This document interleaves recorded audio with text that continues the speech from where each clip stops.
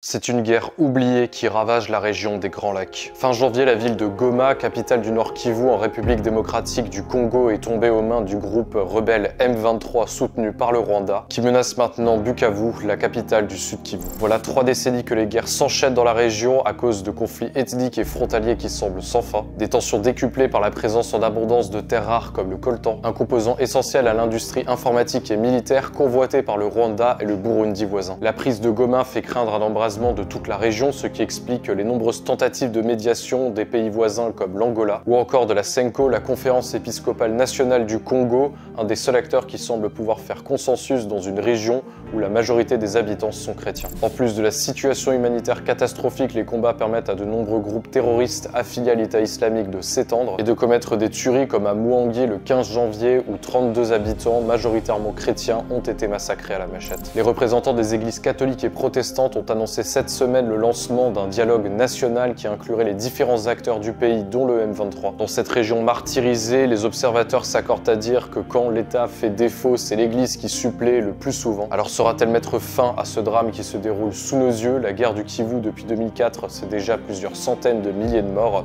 ce qui en fait un des conflits les plus meurtriers du XXIe siècle.